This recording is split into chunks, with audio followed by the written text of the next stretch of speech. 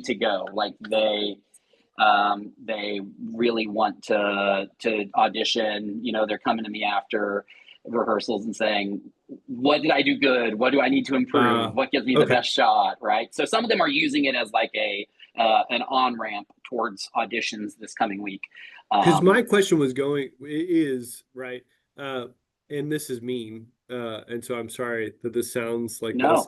no, And just real quick, everybody that's joining in, welcome to our Tamio August webinar. We're going to let everybody get settled, and while that's happening, Richard and I are talking about his experience being an improv star. So we're just going to continue that while everybody gets settled. When we feel sure, like we've hit sort of capacity, we will kick off the webinar. So just sit and enjoy this conversation. So people audition. sure. Are there ever any like, oh wow, you're not good at improv? Oh Like, yeah, absolutely. Yeah, really? absolutely. Yeah, yeah. There are some real painful moments, right? And that's fine, right? Like part Yeah, of yeah, it's yeah. education. Not everyone's gonna be a rock star. Right, Um, right. And so, the so are there like different, is there like an A team and a B team or We've contemplated it based on who auditions. We've never actually pulled the trigger on that yeah, because, in part, it's capacity. You yeah, know, if you have a second team, you have to have someone to lead them. You have to be at additional rehearsals, right? There's a lot of. So, what we've done sometimes is brought in new cast members like on a provisional basis or like as yeah, a alternative basis. So they come to the normal practices and they get better, but we don't expect them to be like playing members immediately. So we sure. actually give them a longer time to like learn and grow before we throw them out in front of an audience because there's a Okay. lot to learn and grow in, right? Well, So and what is it that you're looking for in those auditions? Is it wit? Is it sure. mannerisms? Like what's the secret sauce to a good improv? Yeah, if you're auditioning, there's a level of just comedic sensibility. It's the timing or the turn of phrase. Like there's a level of that that can be taught, and there's a level that many people have just developed innately, or like maybe Yeah, not baked into them, but just through their life they've developed. And so if someone brings that, it's impressive. Another thing is I like seeing people who are brave. That sounds sure. silly, but a lot of times new improvisers will just stand on the back line and not try anything. Because they're Uh, timid. yeah. But it's also a team sport, right? So, in the same way that if you were Yeah, watching a basketball audition and someone needs to take every shot, that doesn't really resonate. In the same way, like on an improv team, if someone is always trying to get the laugh, if someone is always edging out their fellow players, and if they're not, sharing the ball, using the metaphor to its fullest extent, like that shows up too. So they have to yeah. they have You have to to be play mindful well of with that. others. Yeah. Um, Read the room. yeah, yeah, So it's funny. So in high school, I did musicals because obviously, sure. and uh, early on, like I think it was my sophomore year, I think, we did The Music Man, and my director, I'll never forget this. One of my bit pieces Sure. was in between transitions. There's this one scene where you have oh, what are the guys who wear the red hats? Oh, the Buffalo Bills, Masons, the quartet. Buffalo. Yeah, Yeah. where they're in a bar in front Yes. of the curtain. You know what I'm talking about? You know that Sure. scene? Yeah, yeah, yeah. And they've been drinking all night, and so they like wander off stage, and that's how they're changing props and all out on the back end. And I got a bit of a laugh from the director one time when I sort of like stumbled off stage because I was Yeah. drunk. Sure. And so the next time I like plus it up, I thought a little. And after like when we hit break, uh, he had a note for me. He said, "Josh, it's called The Music Man, not drunk guy stumbling off the stage." And I was like, You took noted. it too far. You took Like, it to yeah, an 11. like way too far. And like Sure. I just thought I was being funny. Were And you this one of the is quartet? no, Okay. no, I was an extra. Like Okay. it reminded me of that. I don't know if you've ever seen I Love Lucy, but there's an episode where she's trying to be an actress and she has to like be carried off on a stretcher in a scene, and she has Oh something like yes. printed on the bottom of her shoes so she gets the screen credit for it. Anyways, that's my cross to bear, and I struggle with knowing where that line is. And Sure. I'll say personally, it's easier now that I have a 14-year-old who thinks he's as funny as I am. You have a mirror that you're looking Yeah, at and you yeah. see it in yourself. And so I'm constantly like, okay, let's work on like appropriate, look at the room, see if it's time for a joke or not. Yes. Look at your uh look at who all's involved, and then pick the appropriate type of joke, and then see if it's going to be funny. And so that's a healthy exercise, I think, for me. Yeah. Um, but maybe I need to get him interested in improv. Maybe he'd be good at something like that. It is worth anyone trying. That doesn't mean that everyone needs to be on an improv team or You're like right. dedicate large portions of their life to it, but just the confidence to know that I am falling out of the metaphorical plane without a parachute and I have to sew it together on the way down, and Sure. it's gonna work out, right? It actually, you know, even if you remove the stage and you remove the drama, right? Like that's crisis comms, right? Like Yeah. Yeah. I'm thrown into a situation, I have no idea what I'm doing, and let's go with it. And the mindset more than the actual practical skills is, I think, super helpful.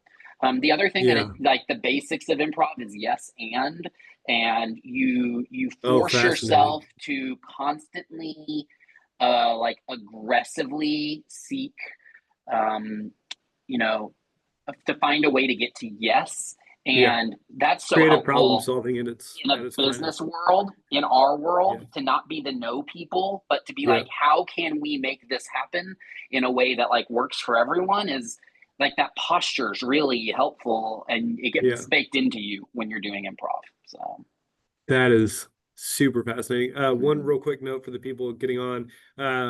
Richard and I are just catching up because we haven't talked in a little while, but we're just making sure everybody gets settled into the webinar so they don't miss anything before they get started. It is being recorded, so it'll be available after the fact.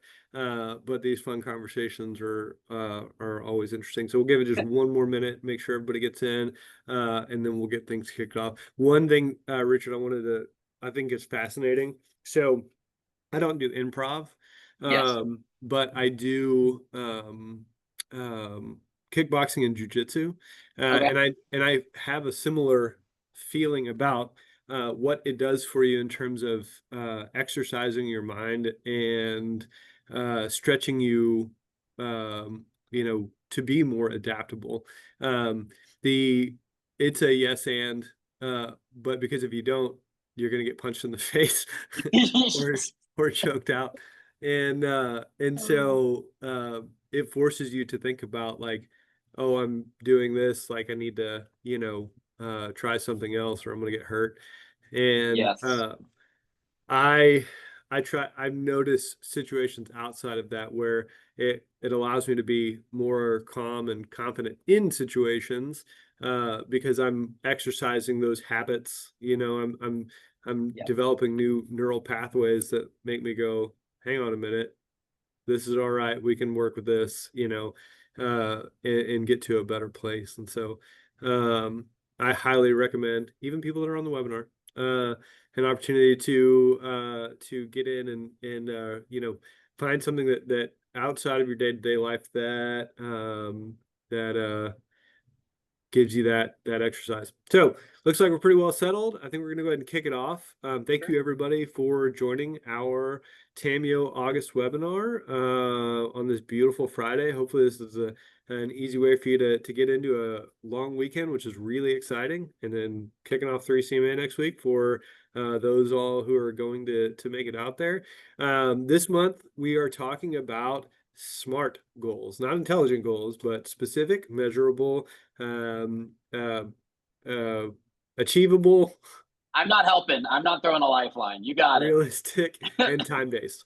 I always mess that acronym up. Yeah, So we've been really fortunate to have our vice president for communications for Tamio and director of communications for, or strategic. I never get your title right either on this either. it's fine. Comms guy, it's fine. Comms guy for Longview. I always tell people that too when I introduce myself. I'm like, I work in communications. Title's just a construct. So Richard has graciously offered to walk us through his approach to SMART goals, excuse me, and how we approach goals generally speaking, and then how they can be applied in ways we might work through that. So if you have questions, use the Q&A feature. Please feel free to pop into the chat as well. I'll inject those as we go along. I'll be monitoring those. And with that, Richard, I'll turn it over to you and teach us about SMART goals. Yeah, thanks, Josh. I appreciate it. Before I talk about SMART goals, I'll say what I am hearing is that I need to lead an improv night and you need to lead a kickboxing night at the next Tamio. So what if we did improv and kickboxing? Improv and kickboxing. We'll talk about it. We'll talk about it. All right, that sounds good. So we got a yes in the comments. Awesome. Samantha's up for it. So SMART goals, and I'll be honest, as someone who has been in this world for now 6 years with the city of Longview, but then before that with regional hospital and the professional world for more than a decade doing communications. When we talked about this topic as something to discuss for a webinar, my first thought was kind of, doesn't everyone already know what SMART goals are? Like, it feels somewhat ubiquitous, somewhat universal for professionals. But as I did the research, I realized that it's truly not something that everyone knows. And so as we crafted today's presentation, what I'm hoping to do is to provide the overview such that if there are people who are here who haven't ever interacted with this subject, you have the outline and the guide and you totally understand it.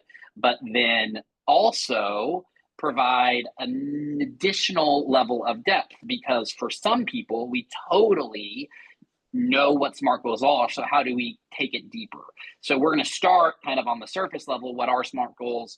What do they mean? How do we use them? And then hopefully at the end of the talk, we'll be able to focus on the next level, if you will. Is there a way to change the view? It is on a slide. Can we see the speaker? Oh, okay. I'll let y'all figure that out. Sorry. Got distracted by chat. I tend to do that. No, yeah, and I think you can do that as an individual. You can do I don't know if you can make it any bigger or not. If you hover over the top right hand corner, oh yeah, you can toggle the personal view to standard or side by side from it's in the top right corner of your screen. Sorry, continue.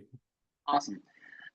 So what do I mean that not everyone knows what SMART goals are? Well, the first thing I would say is if you go to our most recent TAMI Awards in 2025 and you look at the goals and objectives that we wrote as members of TAMIO as we were submitting our entries for consideration, you will find that not many of them are SMART goals. So even if we know what they are, they're not always in practice in our everyday life, which was quite interesting because I assumed I would see SMART goal after SMART goal after SMART goal. But I also have served as a judge for the Capio Epic Awards. They're the regional team in California that does what TAMIO does in Texas, and they don't often have SMART goals. I served as a judge for the Golden Post Awards for government social media, and most of the time you don't see SMART goals there. And even 3CMA Savvy Awards, you don't always see it, which is surprising to me because they've been around for a while. So the first place that we find SMART goals is in a paper by George Doran in 1981. and they've become pretty familiar in the business world, and for good reason. So we're going to talk about what they are, and then we'll talk about maybe ways in which you can use them and look at a few examples.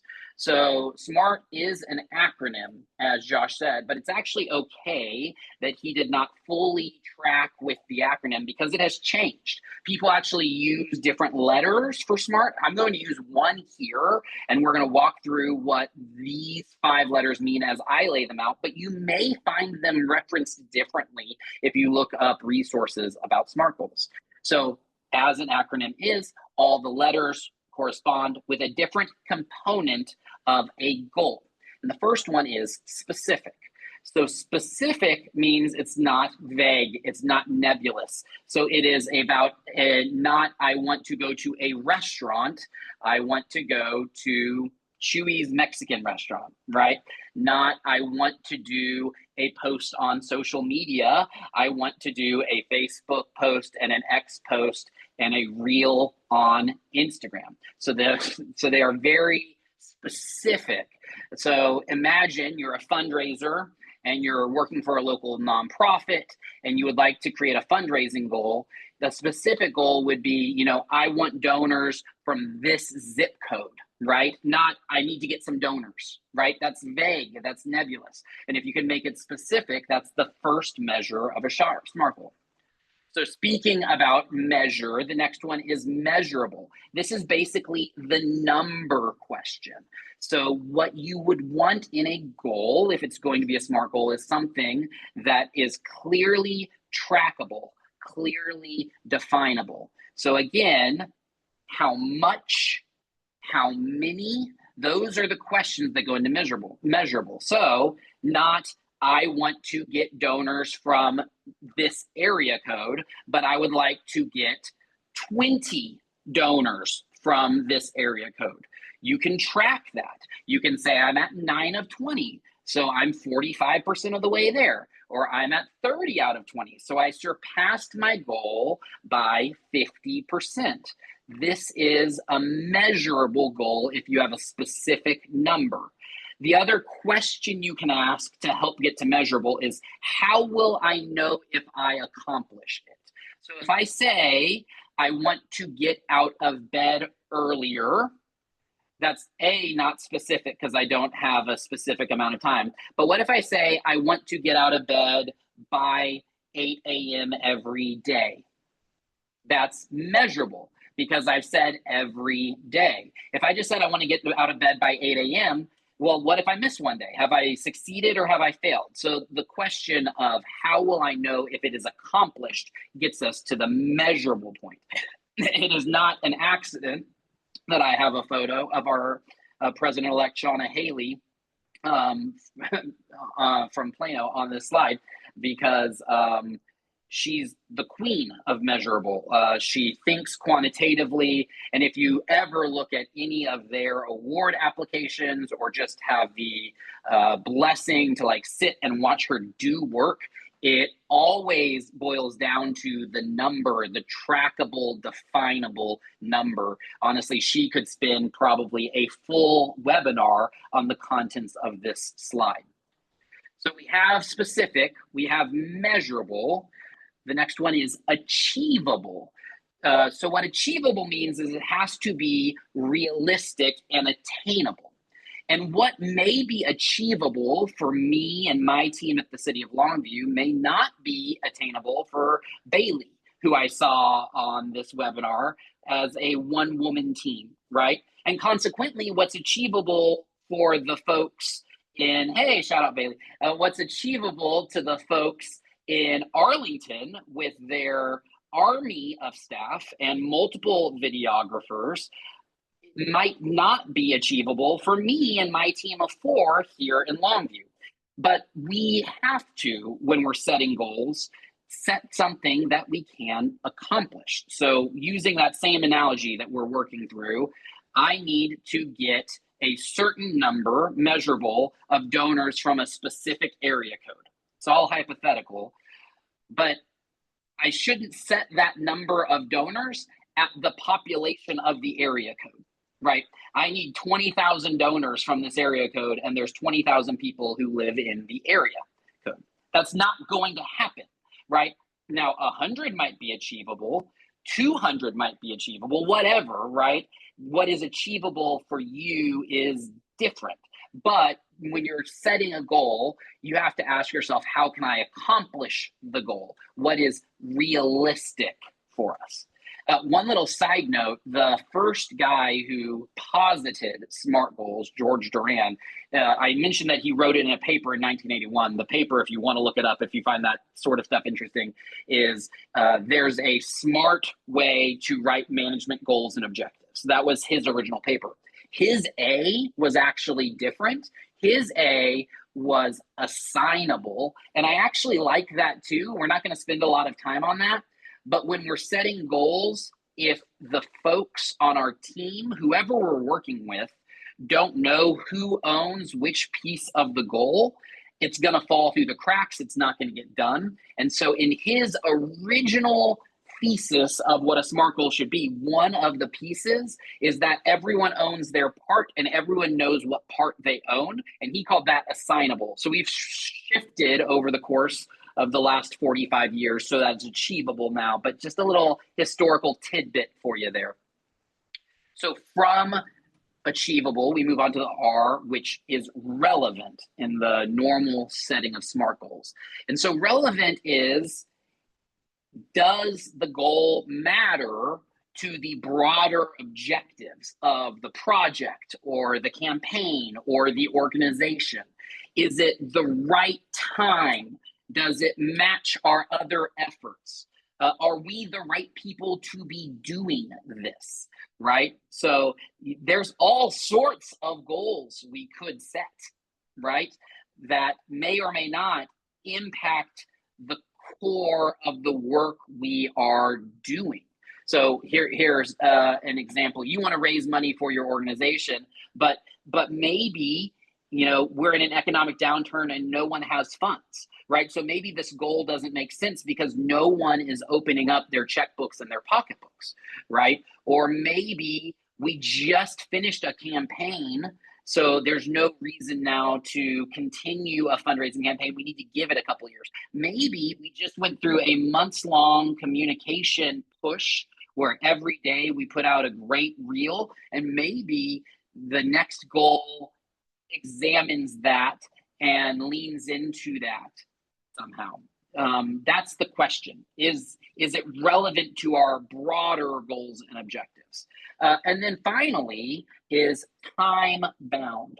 So this is the single most often missed part of SMART goals if people are creating those goals, which leans into the achievableness.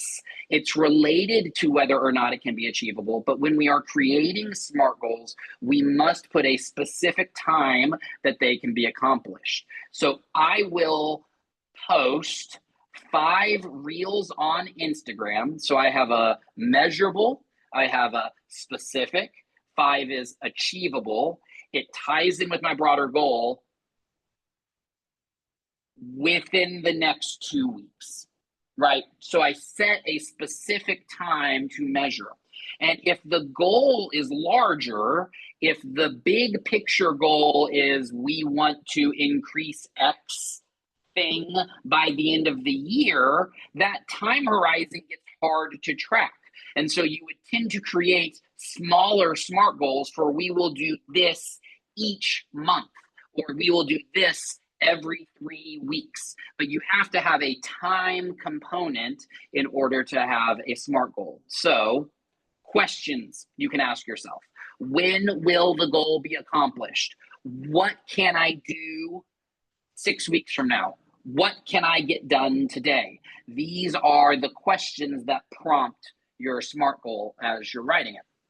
So we'll look at a couple of examples taken totally copied and pasted from Tammy Award winning applications and projects from our most recent conference in 2025. So this is one that Arlington wrote, and it is a bit long, but I'll go ahead and read it, and we'll look to see if we can find the SMART elements. So we want to preserve the history of General Motors Arlington Assembly. So pause. For some people, they would put that as the goal. Preserve the history of General Motors Arlington Assembly. Like that would be it. It's not a SMART goal. It's certainly a goal. That's a great goal to have, right? But it's all the subsequent pieces that make this goal a SMART goal that we're going to look at. So they say how they're going to do it by conducting in-depth interviews with at least 15 current and former employees, including individuals with decades of experience, to document personal narratives and the plant's historical evolution. Additionally, gather at least 20 minutes of archival footage or historical photos to visually showcase the plant's transformation over 70 years. And all interviews and archival footage collection will be completed by July 2024 to ensure timely production and editing. So let's look at those pieces, right? So is it specific? Heck, yes, it's specific.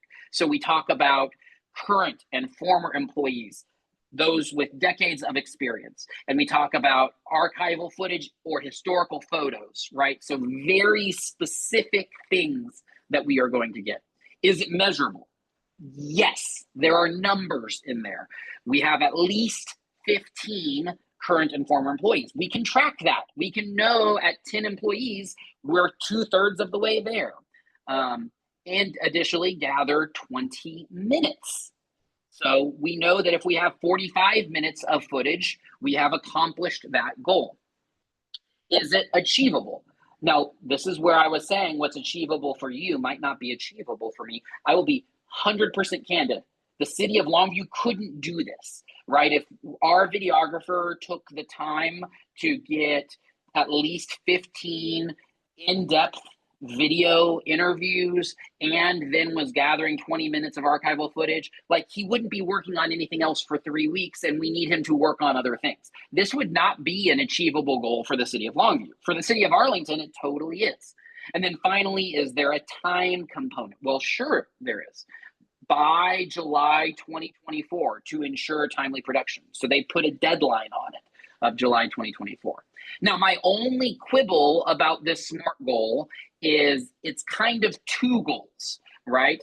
The first goal is the interviews, and the second goal is the gathering of the archival footage and photos.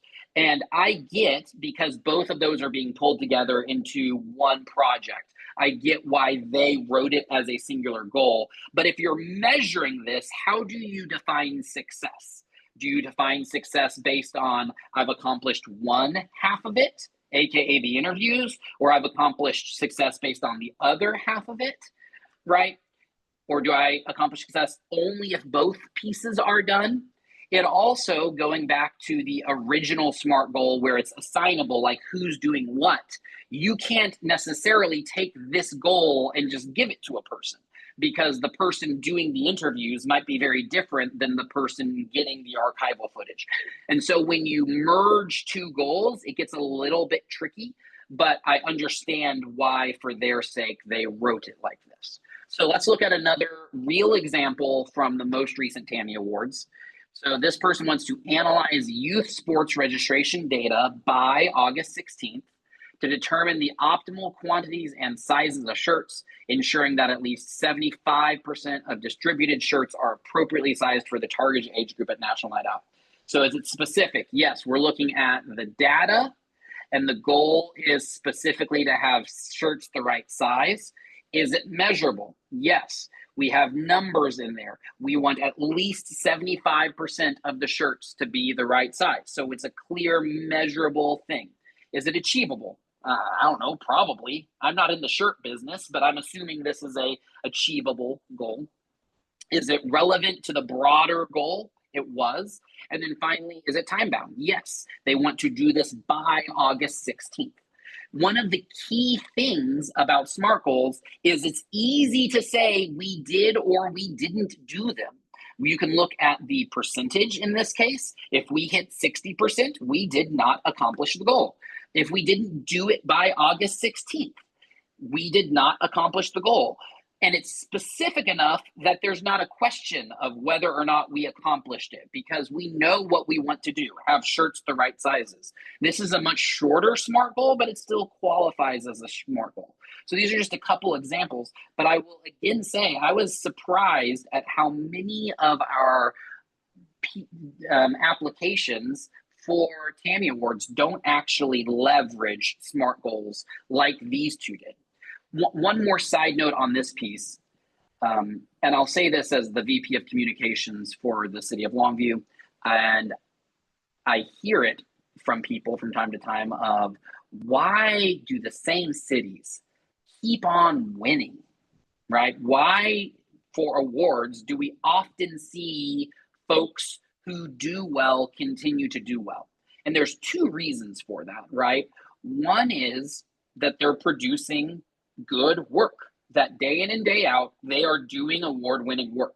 You can't win awards if you don't have award-winning work. Like, that is just a truism. But the second piece of it is many of the people who keep winning awards are taking the time to do things like this.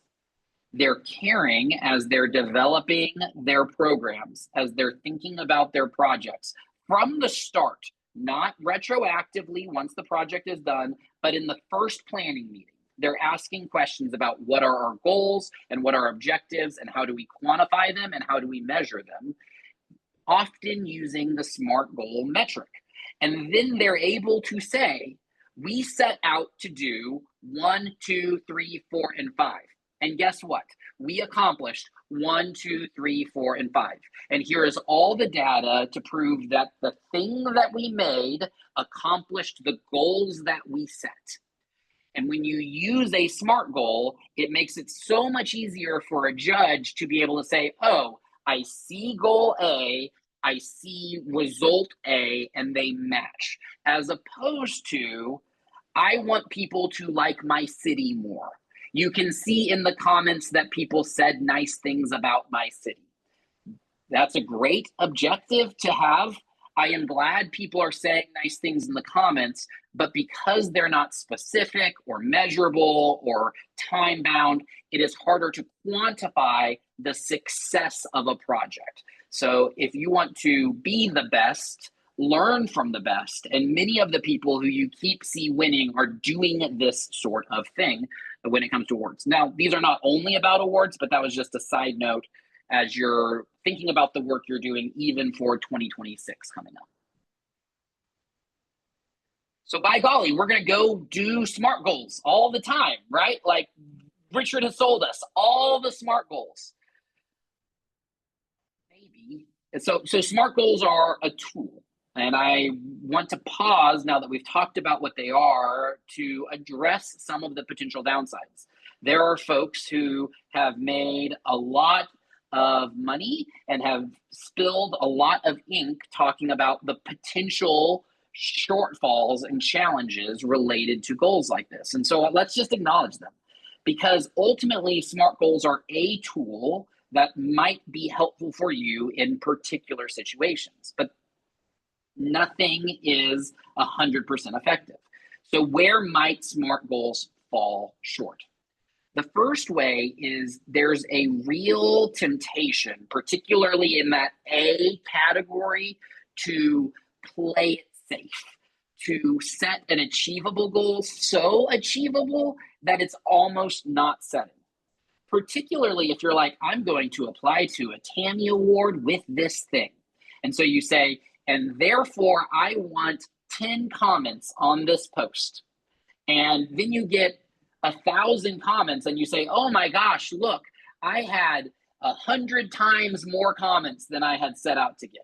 I had 1,000 times more comments than I set out to get, whatever the metric is. If you set the goal super approachable, you can feel good about yourself because you achieved it, but you didn't stir yourself to try the hard thing, to reach the hard goal, right? And so there's this real tension, this real push and pull with the achievable nature of what we set for SMART goals. So my challenge for you is, if you're setting a SMART goal, set several goals. Set the goal, and then set the stretch goal, and then set the dream goal, right? And it's fine if that initial goal is totally achievable. Like, that's great. But if that's the only goal you have, then you hit it and you're like, okay, done for the day, check it off my list, move on to the next thing. And ultimately, you're robbing yourself of the potential to go further, to do more, to dream bigger. And so there's a real challenge and tension there. The second thing is, for some people, this type of rigid structure really dampens enthusiasm, particularly for creative work. So if you say, about a design of a flyer, if you try to set a SMART goal for what that flyer design looks like, your graphic designer is probably going to hate you, because there's something in the nature of creative work where setting a measurable or a specific time where it becomes degradative. It degrades the creative process if the boundaries are put on it in this way. The last area where SMART goals are just not particularly helpful is in your long-term planning. You can use elements of SMART goal setting when you're thinking of 1 year or 3 year plans, when you're setting your communication plan for your organization. But one of the problems with SMART goals, as they're presented a second ago, is that they are pretty set and pretty rigid, right? I have already determined all of the pieces. And so what happens when things change, which they do? What happens when we have a major crisis event, or a once-in-a-lifetime pandemic, or when we suddenly have a great new thing open in our community and we have more property tax funds than we thought we were going to have, so we actually have more resources than we imagined, right? If we have SMART goals that we're super bound to, then we reach the point where we aren't flexible enough to change. And so if you're doing a 1 year or a 3 year or a 5 year plan, SMART goals might not be the best tool for you. A couple of other things to think about. Process goals versus outcome goals. So many people, when you're writing your goals for your project or your campaign, think about outcome goals. So what are outcome goals? Outcome goals are exactly what they sound like. What is the result of the thing? So I would like to get, sorry, my phone is blowing up and I'm making sure I'm still here. I'm still here, good. Outcome goals are, I would like to get, a certain number of comments or likes or feedback on my post, or I would like to get a certain number of people to attend an event, or I would like to get a certain percentage of positive feedback on this webinar, right? I want people to give me a 4 or 5 out of 5, right? And if I get 80% of people to get me a 4 or 5 out of 5, I'm going to feel good about myself. Those goals are great, but there's a big caveat with them, which is most of our outcome goals, we are not entirely in control of.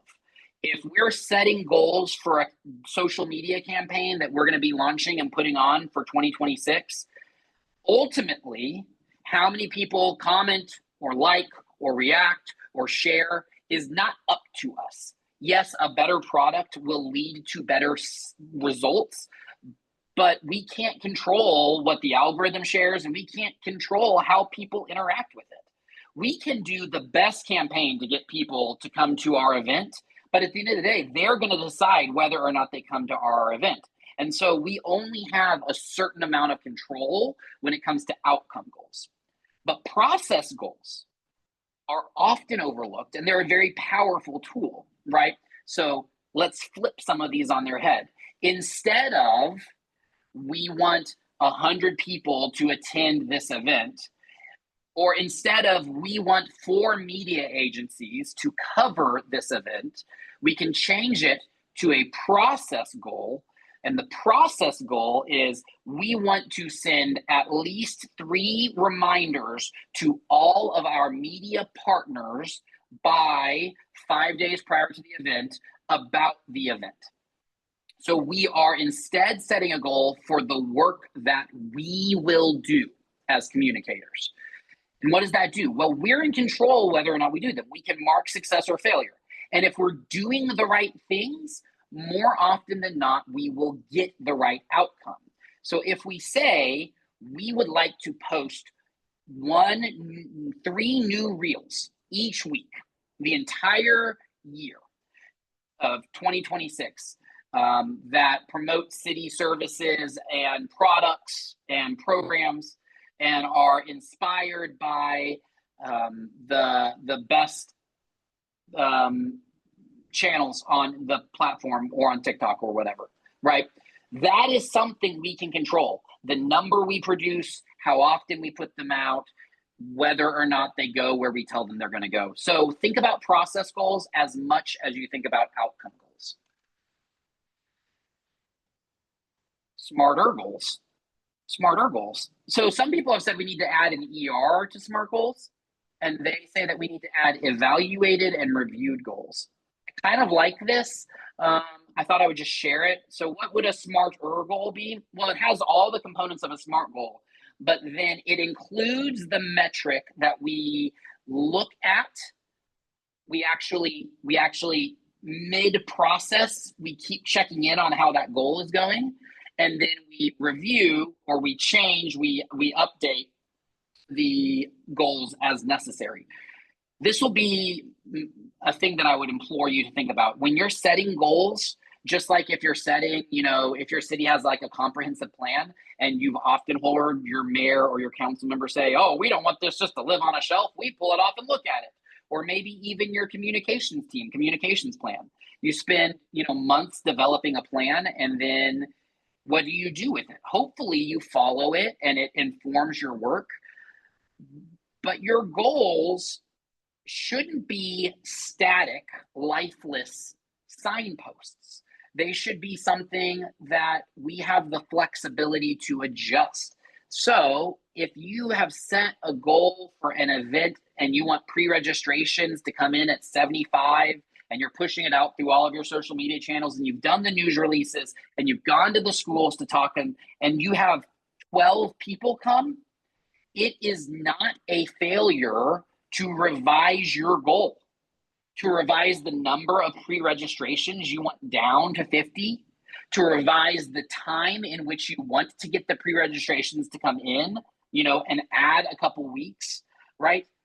We do not serve our goals. You are not bound by what past you thought was a good idea, right? The situation is constantly changing. We're gathering more information as we move along. So sure, in the first planning meeting, set the goal, but don't then feel like your choice today has to be determined by the goal you set yesterday. They serve us. They exist as tools for us, and not the other way around. So don't feel bound. Make sure you evaluate and review your plans and make changes as necessary. So we talked about this a little. So when should you use SMART goals? You should use SMART goals in discrete projects or tools or systems where it's a short term, not a 1 year or a 5 year thing, where there's clear deliverables and a clear objective. If it's creative work or if it's long-term work, I'd encourage you maybe not to use SMART goals. One thing I was going to say here is resolutions are an example of SMART goals that people often set for themselves at like the start of a year or start of a fiscal year or when they join a new job.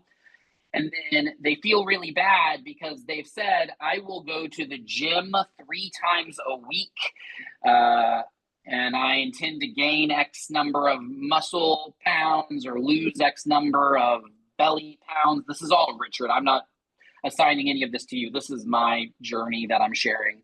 And then they fail, right? By the end of January, they've stopped meeting their objective, and then they just totally drop them, because the SMART goal is so rigid and they failed the resolution. This happens to a lot of people. My suggestion for that type of thing, and what I've implemented in my own life, is I don't use a SMART goal for the year. I set a theme for the year. And you could do this with your team. This is the fall season in which we are focused on details. Now, that's not a SMART goal. That's not, we're going to accomplish X, Y, and Z by these times in this manner. That's, in everything we do, we're going to ask the question, have we paid attention to the little things? Or maybe this is the fall where we are stretching, right? And what we mean by that is, in everything we do, we ask, is there one more thing we can do? One more way in which we can promote the program? One more email we can send to make sure that everything goes smoothly? So maybe it's the year of stretching, or maybe like my team right now, what we're working on is like the season of evergreen. So what I mean by that is we're super, super good at new thing is starting, we promote it, we get people to sign up. We're not as good about telling our residents about the programs that are available for them year round. And so we have a theme of focusing on the evergreen. And that shows up in 1,000 ways, but it's not a SMART goal. So all to say, SMART goals are helpful and they're valuable. That's why you spent 45 minutes listening about them, but they're not the end all be all, and they're useful in certain ways. And sometimes all you need is a theme. All you need is a guidepost. And then everything you do, you're focused on the details, or you're focused on stretching, or you're focused on the evergreen, whatever is helpful for you in your life or for the life of your team. So that's the presentation. That's Richard talking about SMART goals. I hope you've taken something from it. And I think Josh and I can answer questions as well. So I probably can't answer any questions. I have more questions than I can answer. I did specifically write down, I mean, I wrote down the whole acronym, but achievable, assignable, and relevant, because I always screw those up. So I appreciate the refresher course on that. So I'll kick it off with questions. You already answered one of my questions, is when's a good time to modify a SMART goal? You know, if you're checking in on the process, is that like, if you were going to do it personally, is that a choice you'd make on your own, or you consult with the team who set the goal? How would you go about modifying a SMART goal? yeah, absolutely. So if it is like a project that the communications team in Longview is doing, and I do this on my team, I know I'm not the only one. Like, one of the first things we ask is, what are our goals? And we write them out for the project, right?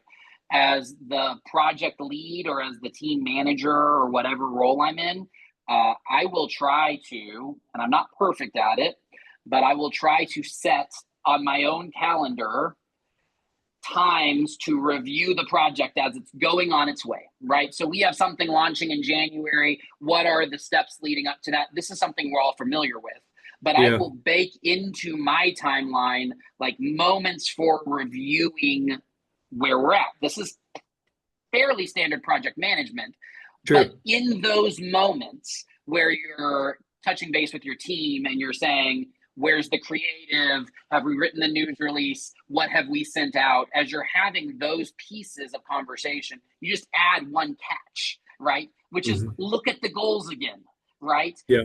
Which is it's the one piece that is missed, right? And so for launching our Citizens Academy, the second cohort, which we're doing in January, probably about on a monthly rhythm, I'll be reviewing where we are leading up to that, and I'll be in that review looking at our goals, and if necessary, pivoting, right? And feeling so you're going to watch the trend. If it's getting a certain number of people sign up, I mean, it's not going to be, because it's not outcome based, but if you're doing a thing to get people to sign up, and then the trend of people signing up isn't getting close to capacity, you might judge the goal from there.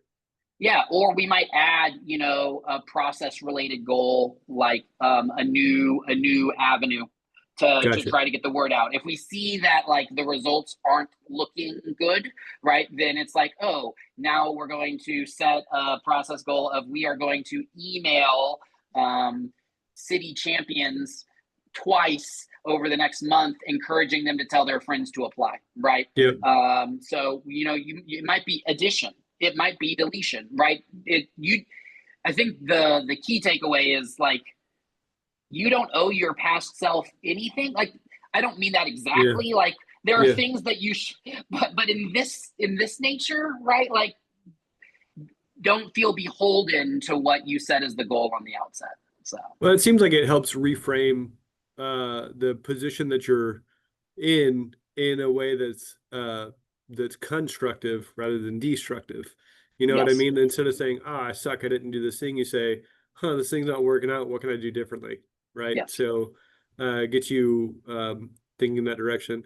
Lori just commented, let's see, this is a very realistic way to explain SMART goals.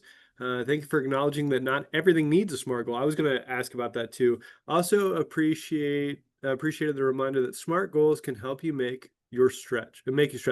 You sound like a great leader. Oh, thank you, Lori. That's Thanks. great. He is a great leader. He's one of my favorite people of all time. So thinking about when not to use SMART goals, right? I like your idea about setting the theme. One of the things, it strikes me, SMART goals, it seems like help you or prevent you from being distracted by all of the ancillary things, because you have a very definitive, this is the thing we're doing, this is why we're doing it. And I fundamentally believe that distraction is the greatest threat to failure, or the quickest path to failure, being distracted. In that same vein, knowing we all have extremely finite resources and everybody's moving 1,000 different directions, anytime we approach a communications opportunity, or somebody says, I need a video, or we need this, or something like that, I always try to start with that end outcome in mind, so that we can work back to what the right approach is, to get to that point. So not a goal, right? But an overall idea. Thinking about that, then where would you inject a SMART goal, or at what point, or where would you start with that? I think I'm tracking with the question. So if I don't answer it perfectly, forgive me. We do the same thing, right? And oftentimes our divisions and departments across the city will reach out and say, we want a video, right? And it's like, the way in which we make the video is entirely determined by what we or they actually, as the customer, are hoping to get out of the video, right? And I do, from the very get-go, I will challenge them that, like, it can't just be vibes, right? Like, we don't have enough resources to just do things simply for the fun of it. Now, not that we can't have fun at our work, but like, it needs we don't to have Nike budgets. Exactly. Like, it needs to have a reason for existing. Like, what's this raison d'etre or whatever. And so we have those conversations right from the start. I just got off a call with our housing. We're doing a housing study, and the questions that I'm pushing them on is like, okay, like, how many people do we need to attend this open house? How many people do we need to fill out the survey for it to be quantifiable? So we're having those questions from the absolute start. Gotcha. Now, whether or not those then manifest into us sitting down and writing out specific goals probably depends on the project. But to your point, the video to say, hey, we're doing a thing, come on down, versus the video because they need to fully understand the thing, as opposed to like a teaser to get them in the door. Like, those are very different projects. And 100%. you can only do those if they know what the heck they want to get out of it. And so we're having those conversations from the get-go. So got it.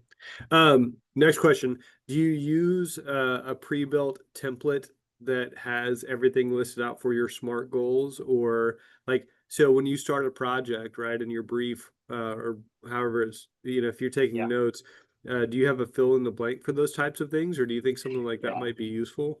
It might be. We don't use it, but it might be. I mean, I'm going to make one of those for Cameo. We have I'd love it. We have a kind of standard communications plan, like program communications plan. And so if we sit down with a department and they're launching a new program or they have a new event, what we will do is we'll go to that and we'll change it, right? And it includes all those other pieces of who's our audience, what's our budget, what's the deadline, all those pieces. And Yeah. in there, there's a section for goals, but it doesn't break it out SMART, right? It's a set of bullet points, and we just write them In a usually smart in way. this manner, right? And we're Yeah. just mindful of having these elements. Yeah. But I mean, it certainly couldn't hurt. So If you'd be willing to share, because I mean, even that sheet as you described it there, I think might be beneficial.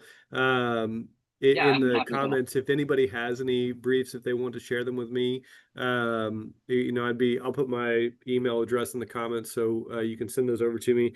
And I think that maybe as an exercise, as an organization, we go through developing a centralized document. It might be useful to people so they don't have to build from scratch every single time.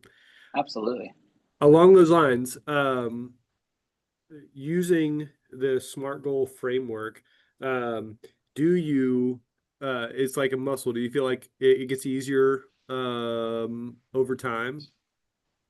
Yeah, Like it yeah, becomes more second nature? yeah. That's good words for it. Um, uh, when I sit down to write things, right, in this way, and I'm not perfect. I'm always sensitive to, like, on a webinar, it sounds like, oh man, this person never doesn't do it. It's like, no, I often don't do it, but it is true that when I'm writing a goal, I just naturally default to what is the thing that we can measure. Yeah. And I naturally default to what is the time in which this is needed to be done. And I don't really think about those things anymore. They're just part of Mm. it. But I will tell you, even though like I'm not City of Longview isn't incredibly successful in the TAMI awards or in the Savvies, but I'm always proud of my applications, because even if someone else did a better product, or even if someone else applied better and ends up winning, like I'm super proud. I never apply with something that I can't say, look, this is what we were trying to do and it worked. And I can show what we were trying to do and I can show that it worked. And a lot of that is because we had a clear, smart objective in mind. I'll show Yep. this actually. Not everything is a SMART goal. I have this photo of last year's TAMI winners taped on my wall. I literally just Yeah. pulled it off my wall, and it sits. It's my Motivation. vision. It's my Yeah. vision board. I'm going to be with Yeah. these people next year, right? I'm going to be holding a trophy with them next year. And I see it every day when I come to work. That's not a SMART goal, really, right? I mean, I guess it's an outcome based. I will win one TAMI award in 2026, right? But like, that's garbage, right? I focus on the good work that we're doing in the city of Longview. And then when time comes, we'll apply, and we may or may not. But I'll tell you, coming to work every day and looking at all y'all, like, that's inspiring. Yeah, And for sure. when I feel compelled to mail something in and like, oh, that's good enough, and then I see y'all judging me holding your little trophies up, suddenly it's not good enough anymore. So, like, to the point of not everything has to be a SMART goal, this is as inspiring to me as, any SMART goal would be to continue doing good work. So That's really impressive. And I feel ashamed now. I need to have one of those pictures up as well. That's great motivation. Samantha Forrester asked, how do you keep track of your SMART goals, individual, on your own or in a shared document? Does it change by project or?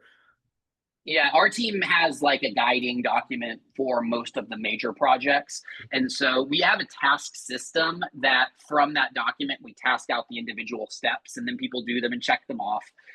We use Team Dynamics, but I know people use Monday or Asana or whatever you use. But Yeah. then there's almost always, and we're a Google shop, so we almost always have a Google document that is like the backbone of the project. And it includes those. And so anyone on the team can reference them. Last thing I would say on that, which is just as we talk about like looking at data and stuff, one thing, particularly as it relates to awards, this is not all about awards, but it's a piece of it.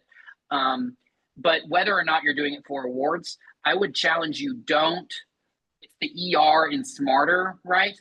don't wait until like the end of the project to go back and see if you were successful in your goals. Like Yeah. track those measurable metrics along the way, because you can't even revise your goals if you're not paying attention to them along the way. And so finding out how you're going to track them and putting those steps into place is very helpful along the way. So Awesome. Thank you for that. And then we are hitting up against the hour, but one last question for you, Richard. Do you use do you apply this in your personal life as well? Do you practice this there, or is this mainly a work thing? yeah, yes, when I do it well, is the short answer, right? There's yes, when I do it well, again, it is not almost intentional anymore in a real distinct way when you start doing goals this way than anytime you're doing goals. And we're all doing goals always, right? For what we want with our Sure. spouse or our kids. But like, I don't really think about it usually. But, when we're trying to get our kids out of diapers, right? It was, I literally said, when my child goes for 5 nights with a not wet diaper, right, Yeah. then we will like begin the process, right? And like, so it was like, we have a measure. I created a chart and we were charting it at home, right? And I knew when. So it's yeah, exactly. So That's fantastic. That feels right. yeah. I think you answered that question well, and I think it's something we could all benefit from. Again, it goes back to preventing us from being distracted. Mm-hmm. So that's fantastic.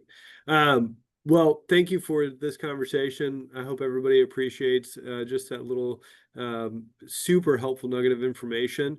We'll see hopefully some of you or most of you all at 3CMA next week. If we don't, you can catch us back online here in September for the September webinar, where we are going to be having a conversation with a handful of people who helped respond to the disaster in Kerrville from a communications perspective, and talk about lessons learned and observations, and just sort of do a live debrief. So thank you again, Richard, for the time today. Thank you, everybody else. And we Thank will y'all. see you again, or see you soon. Bye, y'all.